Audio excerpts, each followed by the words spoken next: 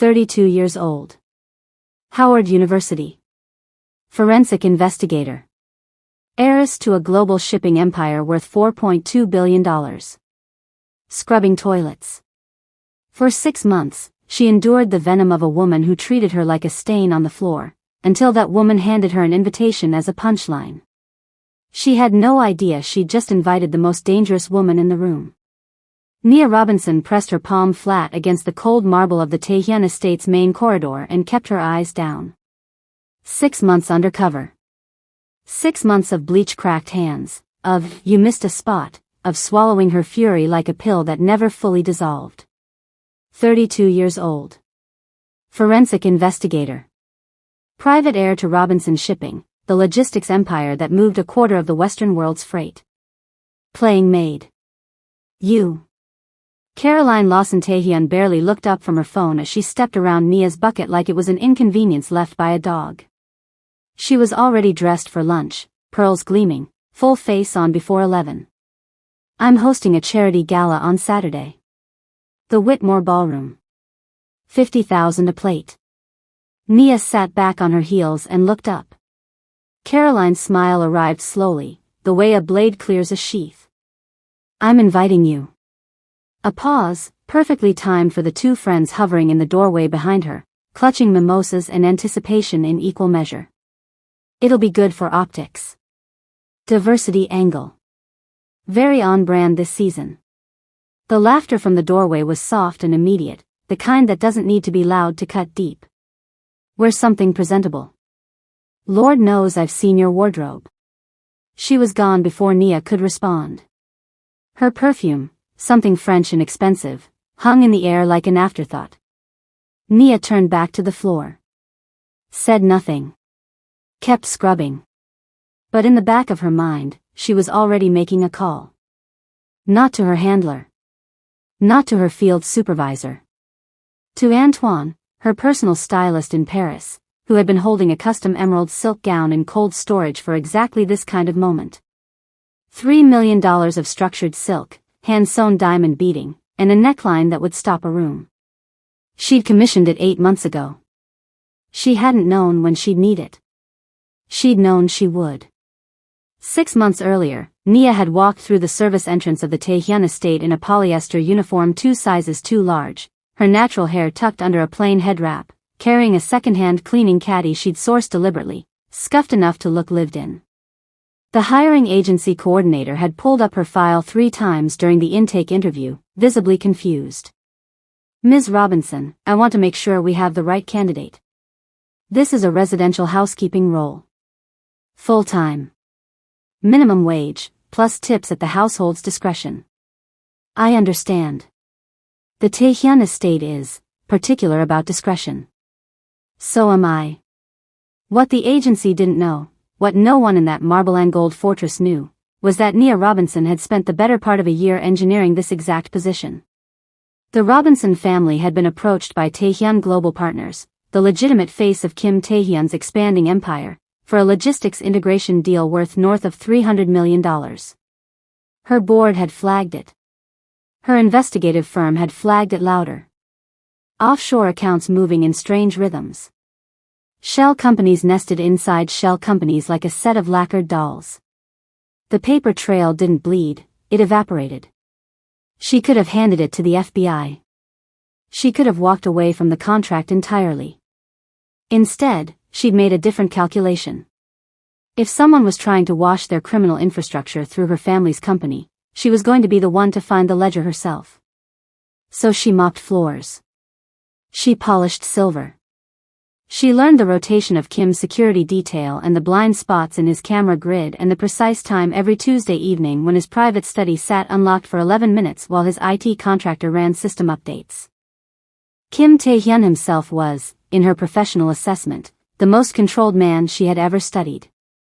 He ran a precise household. Paid his staff well. Never raised his voice. Twice, she had watched him quietly correct a member of his security team for speaking dismissively to the kitchen staff. There was a code operating beneath the surface of him, brutal in its own right, but internally consistent. A man who had built something and intended to protect it. His wife was a different architecture entirely. Caroline Lawson Taehyun had married into power and never once confused that with earning it. She moved through the estate like a woman perpetually auditioning for an audience that had already left. The staff were props to her. Nia had learned to make herself invisible in the specific way Caroline required, present enough to be useful, absent enough not to occupy social space. She'd watched Caroline reduce a 19-year-old kitchen assistant to tears over a slightly warm sparkling water. She'd watched her hang up on Kim's personal secretary and inform the room that certain people simply weren't raised to understand standards. Nia had written all of it down. Not in a notebook, those could be found. In her memory, organized and cross-referenced and waiting. And now Caroline had handed her a gilded invitation to the most photographed social event of the Beverly Hills season, intending it as a humiliation. Nia finished the corridor, gathered her bucket, and walked the long way back to the service quarters so she could pass the east wing window with the best sight line to Kim's private terrace. He was standing there, as he sometimes was at this hour, reading something on a tablet. He didn't look up. But she had the distinct and practiced instinct that he knew she was there. She kept walking. Saturday was 4 days away. The dress was in Paris. And somewhere inside this house, the black ledger was waiting to be found. Drop your city in the comments. Let's see how far this story travels and who's bold enough to stay until the emerald dress walks through those doors. Nia had become architecture. That was the only way to survive inside the Taehyun estate, to move like a wall moves, like a window moves, present and load-bearing and entirely unremarkable. 6 months in, she had it down to a science. Eyes at 45 degrees, never direct. Body angled slightly toward the nearest exit in every room, a habit so ingrained it had stopped feeling like strategy and started feeling like breathing. The mansion ran on a rhythm she'd memorized in the first 2 weeks. Kim left for his downtown office tower at 7:40 every morning, returned between 6 and 8 depending on which version of his empire needed tending that day. His security rotated in 4-hour blocks. The head housekeeper, Mrs. Park, ran the domestic staff with quiet military precision and asked no questions so long as the work was done. These were the rails Nia lived on. Caroline was the variable. This particular Tuesday had started cleanly enough. Nia had finished the east corridor by 9, restocked the guest powder rooms, and was working her way through the formal dining room when she heard the heels. Sharp, irregular, the rhythm of a bad mood finding its legs. She didn't look up. What is that? Caroline's voice came from the doorway.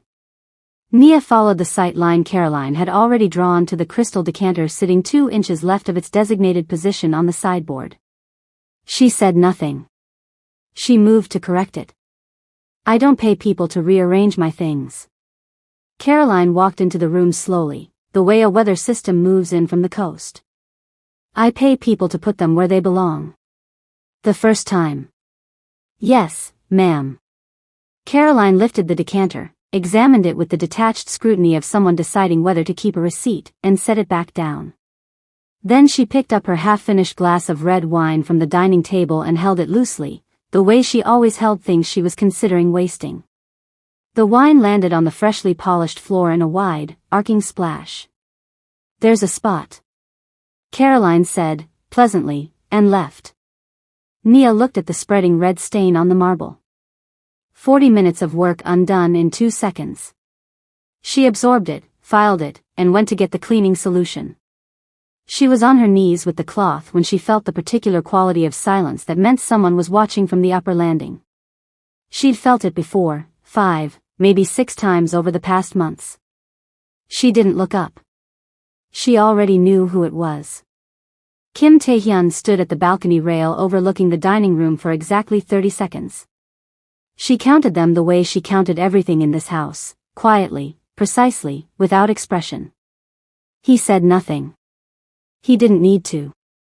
His attention had its own weight, like a hand pressed flat against a door you hadn't decided to open yet. Then he was gone. Nia kept scrubbing. The invitation arrived on a Thursday, which was the day Caroline held court. It wasn't a formal thing. There was no scheduled time, no agenda. It simply happened the way weather happens. The other staff learned to read the signs and position themselves accordingly. A good Thursday meant Caroline had lunched well and received some flattering press mention in a society column. A bad Thursday meant someone was going home with a write-up in their file and a shredded sense of dignity. Nia had assessed this Thursday as neutral, trending dangerous the moment she clocked Caroline's posture at breakfast, shoulders back, chin elevated, the particular configuration of a woman who had recently been made to feel small by someone she couldn't touch and had located a softer target. By 2 o'clock, Caroline had gathered an audience in the West sitting room. 3 of her friends from the charity circuit occupied the cream sofas like decorative birds, phones out, drinks sweating onto coasters. The household staff moved through the room on rotation, refilling glasses, removing plates, existing at the precise frequency Caroline required. Decorative. Functional. Forgettable. Nia was carrying a silver tray of cut fruit when Caroline said, loudly enough for the room, "Oh. Perfect timing." She stopped. Set her face to neutral. "I've decided to do something generous." Caroline folded her hands in her lap with the satisfaction of someone who had already rehearsed this. "The Whitmore Gala is Saturday. I have an extra seat at my table and I thought," she paused, letting her friends lean in slightly, "community outreach. You know how important that is to me." One of the friends pressed her lips together over a smile. "You should come." Caroline tilted her head at Nia the way you tilt your head at a stray cat you have no intention of feeding. "Consider it a cultural experience. I'm sure it's nothing like what you're used to." The room held its breath. Nia said, "That's very kind of you, Mrs. Taehyun. Of course, we'll need to sort out what you're wearing." Caroline gestured vaguely at Nia's uniform. "I have some older pieces I was going to donate. A couple of them might fit, depending on your," she paused, eyes traveling downward with surgical precision, "proportions. Nothing designer, obviously. But appropriate enough that you won't embarrass yourself." The birds on the sofas laughed, not loudly, but enough. The kind of laughter designed to be heard by the person it's about. "There's a staff entrance on the Whitmore's east side," Caroline added, inspecting her nails. "I'll have someone text you the details. You can help pass hors d'oeuvres during the cocktail hour. Make a night of it." "I appreciate the invitation," Nia said. She meant it. She absolutely meant it. She picked up her tray and moved back toward the kitchen, her face giving away nothing, her pulse giving away less. In her pocket, her phone was already unlocking. She had a call to make to Paris. She left the estate at 9:47 p.m. through the service gate, wearing a gray hoodie over civilian clothes, her cleaning caddy left in the staff locker room as proof of an ordinary evening. She walked 4 blocks east, then doubled back 2, a counter-surveillance pattern so embedded in her muscle memory it felt like a tick. The park entrance on Coldwater sat between a closed florist and a parking structure, the kind of gap in a neighborhood that daylight fills with joggers and dog walkers and that darkness empties entirely. Marcus was already on the bench. He looked like someone's retired uncle, soft jacket, reading glasses pushed up on his forehead, a paper coffee cup he never drank from. 15 years running field operations for the Financial Crimes Enforcement Network had given him the gift of absolute unremarkability. Nia had always considered that his greatest professional asset. She sat down without greeting him. He didn't look up. "Caroline's charity accounts," she said quietly. "She's been skimming. The Whitmore Foundation, the Pacific Children's Fund, 2 others. Small amounts per transaction, but the frequency over 18 months puts it north of 4 million. Marcus turned a page of the newspaper across his knee. "Documented? Enough to move on.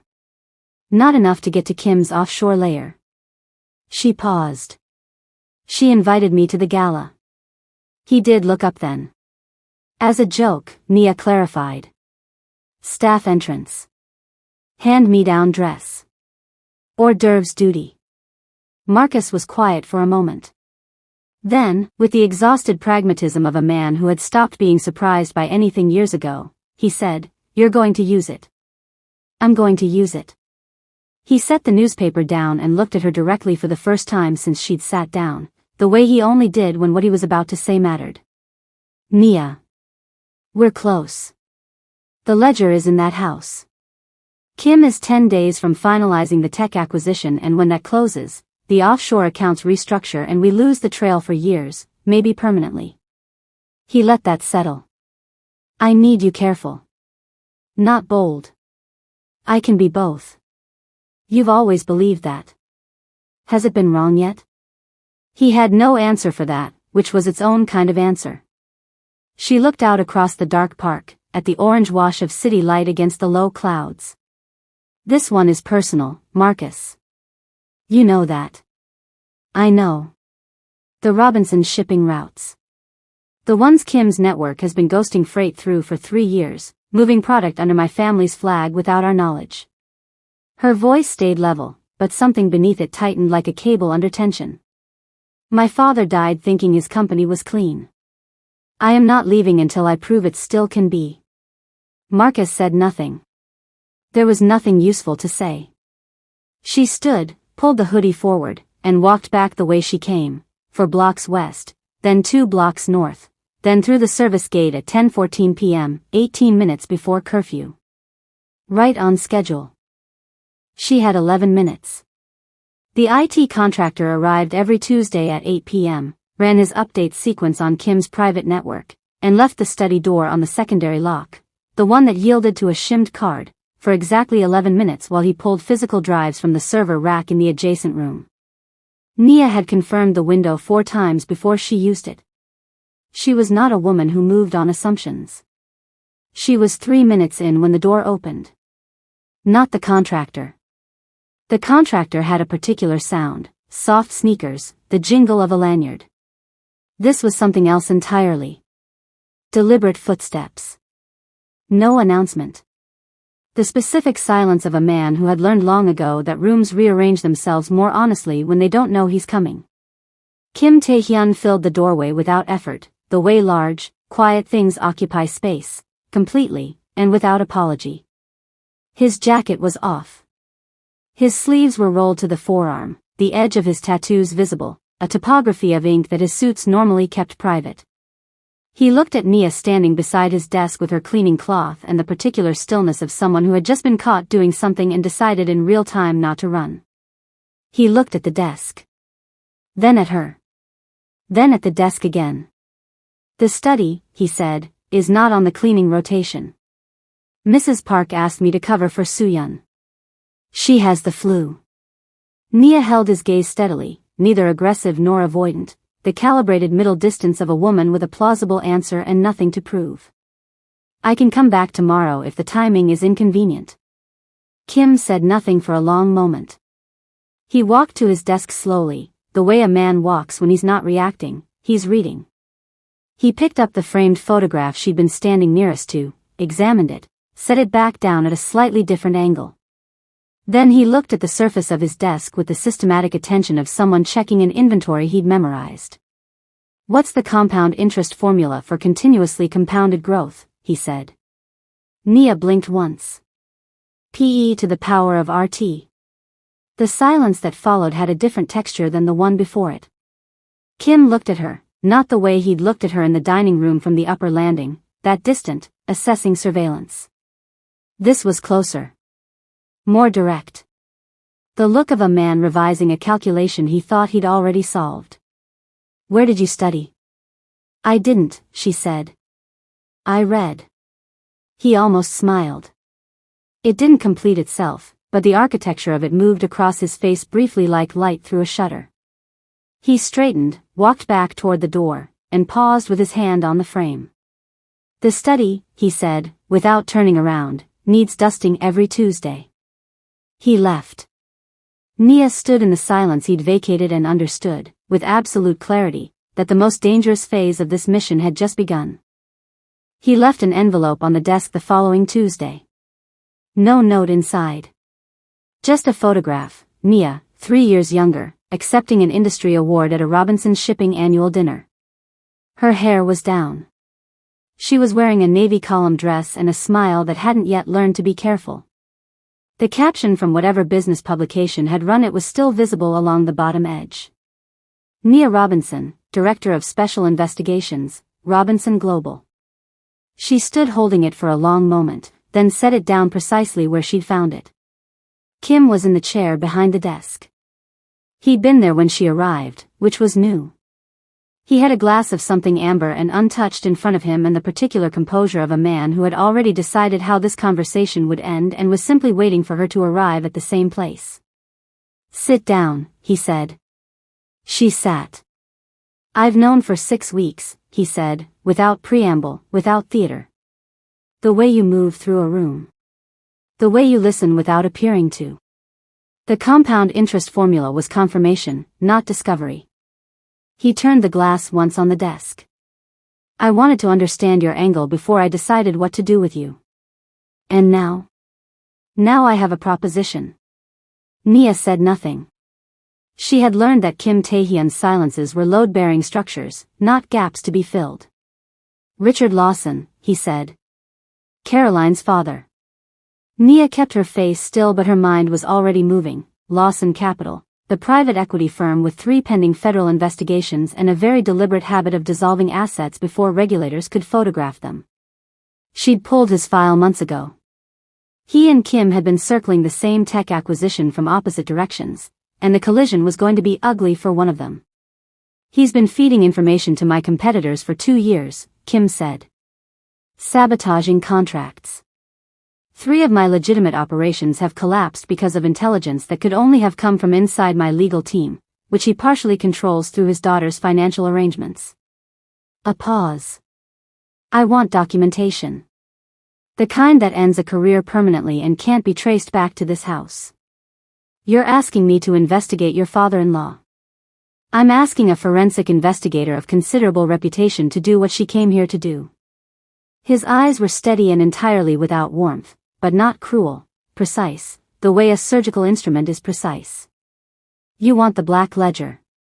Lawson's network is the last shell protecting it. Remove him, and the offshore layer has nothing left to hide behind. You get your evidence. I get my problem resolved." Nia looked at him for a long moment. "And Caroline?"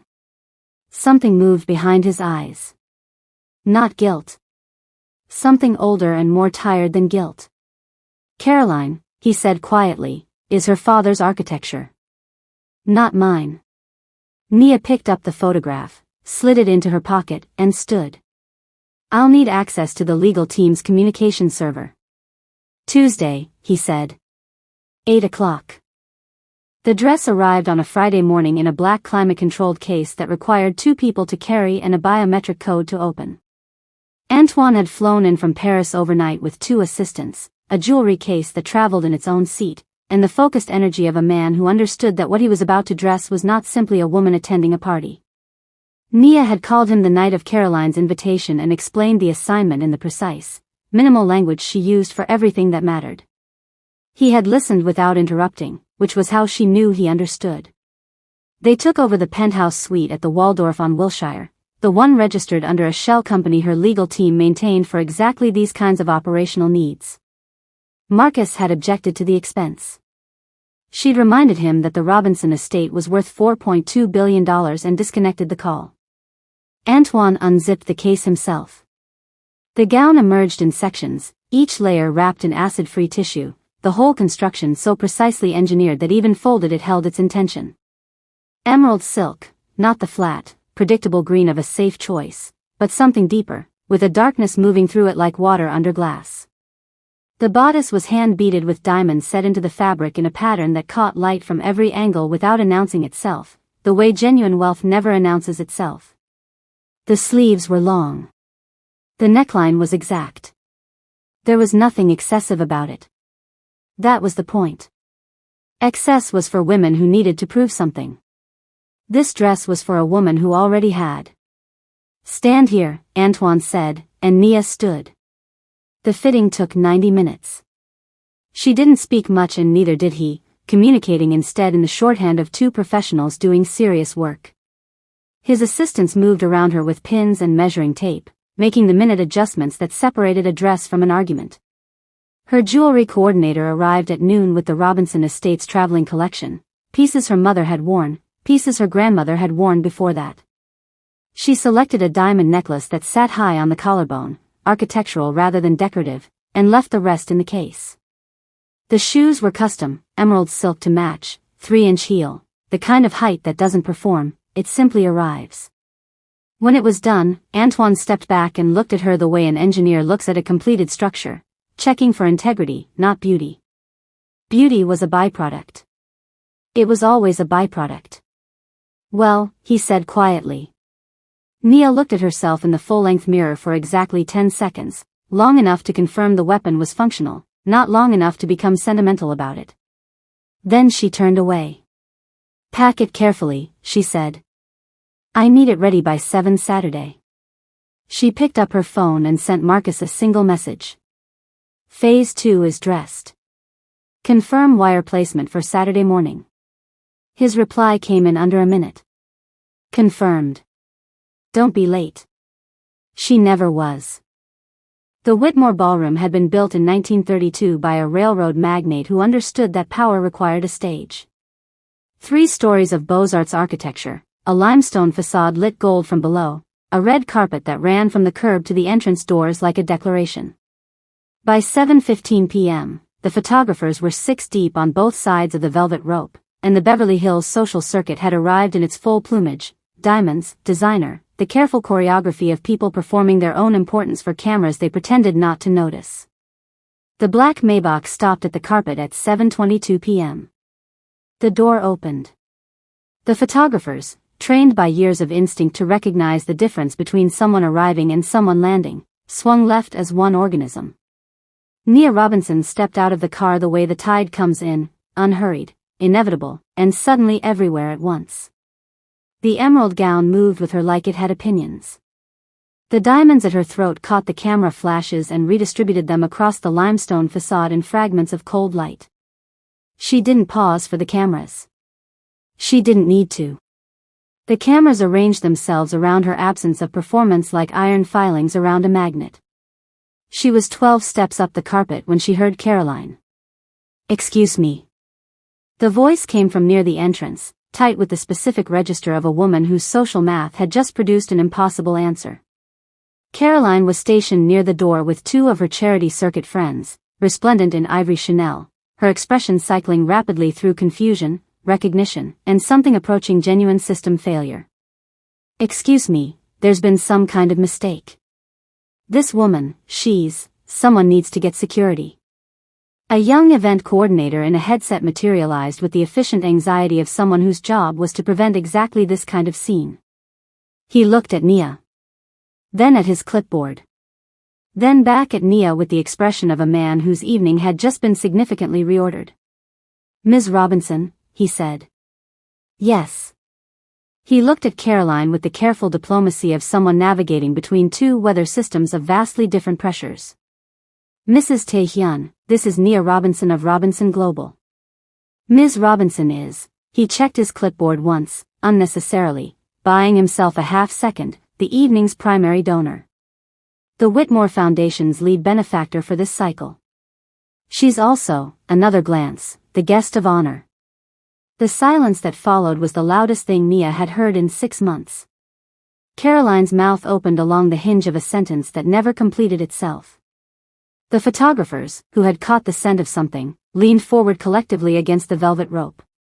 Nia turned to look at Caroline for the first time that evening, directly, without the 45-degree angle, without the carefully managed invisibility of the past 6 months. She held it for exactly 3 seconds. Then she smiled, the way a woman smiles when she's been patient for a very long time. Lovely event, she said. You must be so proud. She walked inside. The ballroom was everything the facade had promised, chandeliers like frozen waterfalls, tables set in ivory and gold, 400 of Beverly Hills' most carefully curated people arranged around the business of being seen. Nia moved through it with the ease of someone who had grown up in rooms exactly like this one, accepting a glass of champagne she wouldn't drink, exchanging greetings with 3 foundation board members who knew her father's name and were visibly recalibrating their understanding of the evening. She was at the donors' table when Kim arrived. He came in through the main entrance at 7:45, alone, which was itself a statement. No Caroline on his arm. His security at a discreet distance. He wore black on black, understated and absolute, and he crossed the room with the particular economy of movement that Nia had spent 6 months studying from a careful distance. He found her table without asking anyone where it was. He sat down beside her without a word, picked up the menu card, and read it. To anyone watching, it looked like two people who knew each other well enough not to need an entrance. To Nia, it felt like a door closing behind her on everything that came before. The program began at 8. The foundation director gave remarks. A string quartet played something European and unobtrusive. And then Caroline took the stage for her quarterly charity address, the moment she'd been engineering toward all week, the crown of her social calendar, the proof of her relevance, delivered in ivory Chanel to 400 witnesses. She was 4 minutes into it when Nia's phone vibrated once against the table. Marcus. A single word. Now.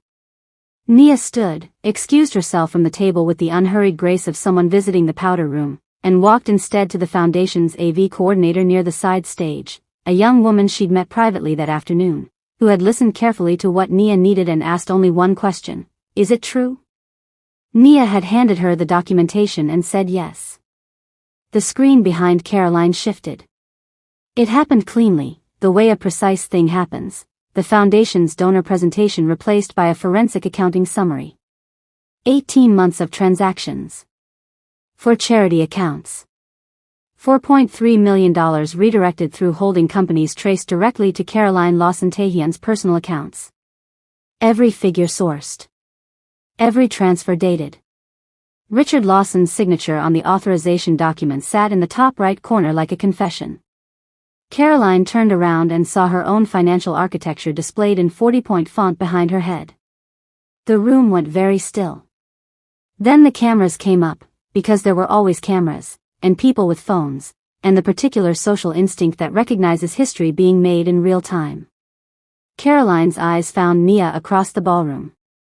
Then they moved to Kim. Kim Tae-hyun sat at the donor's table with his hands folded and his expression composed and entirely, publicly, unmoved. He did not look away from his wife.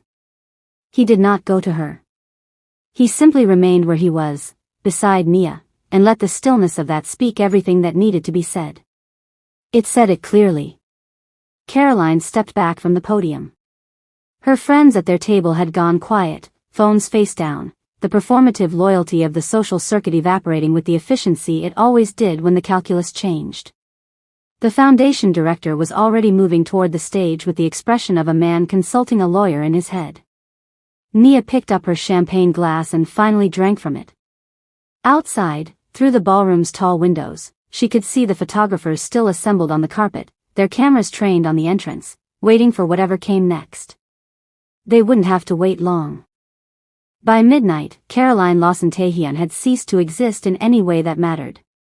Not physically. She was escorted from the Whitmore by 2 foundation board members and a quietly furious Richard Lawson, who had arrived 40 minutes after the screen changed and left looking 20 years older.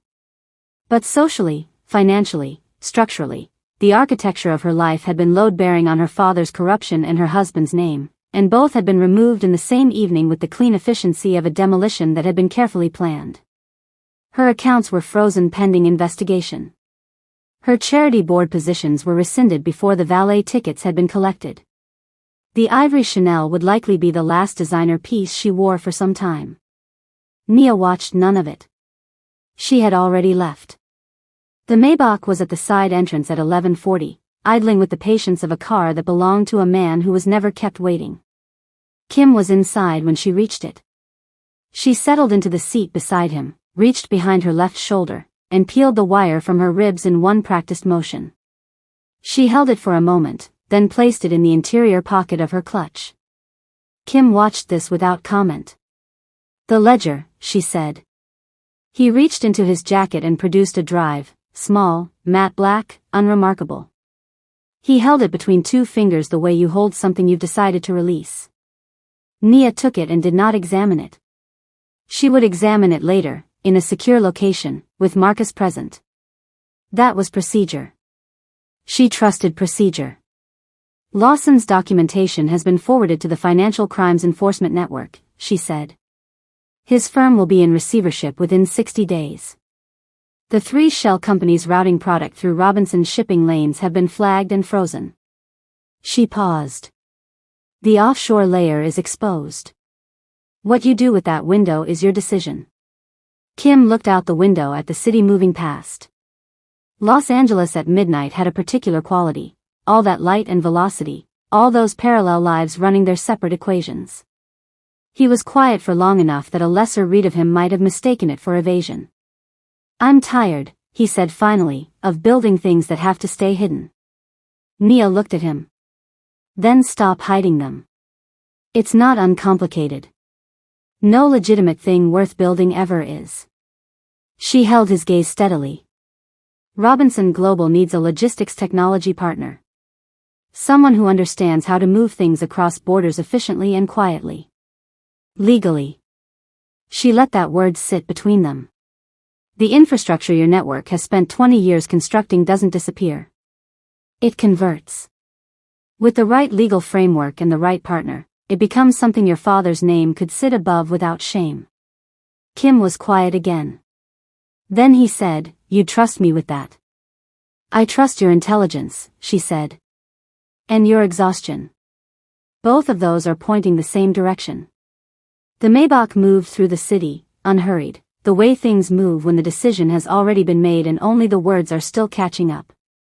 Outside, Beverly Hills gave way to the wider dark of the canyon roads, and somewhere in the hills, in a house that would be listed for sale before the week was out, a chapter was closing with the lights still on.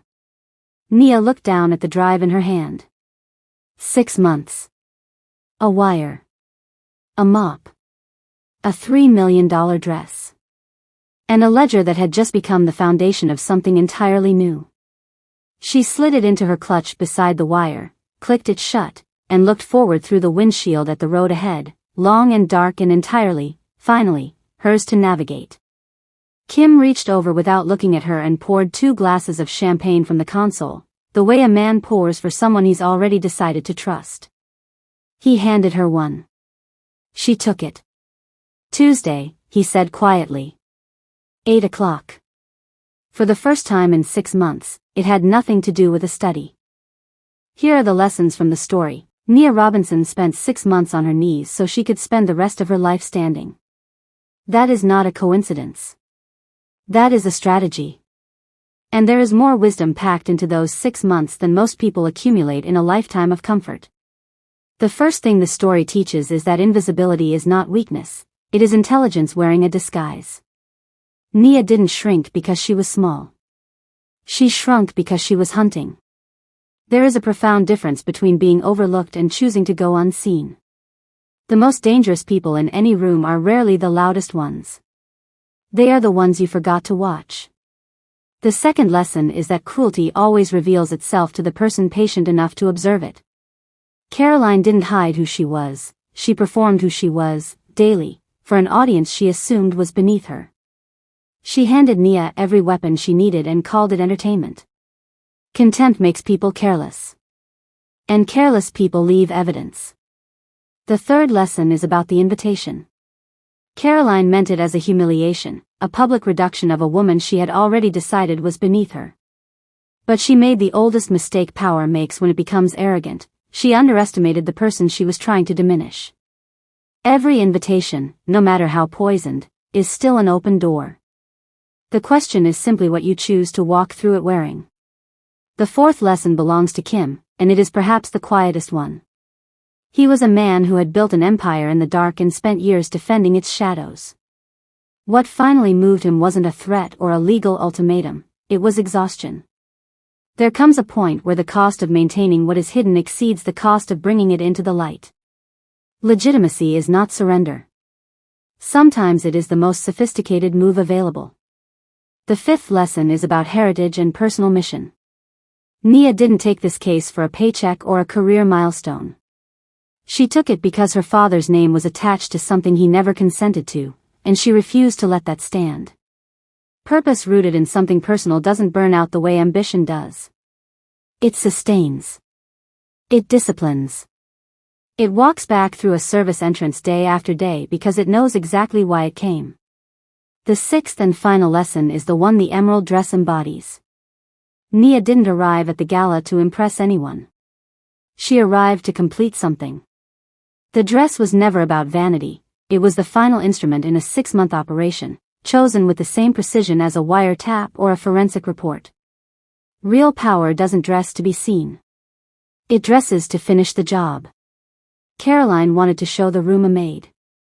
The room met an heiress, an investigator, and the woman holding the keys to a new empire.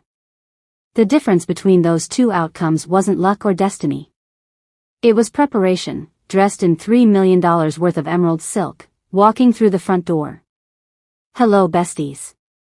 In this story, we learned that the most dangerous thing you can give a woman who has been underestimated is time, because she will use every second of it against you. Thank you so much for watching. If Nia's story hit different, hit like, share, and subscribe so you won't miss the next episode.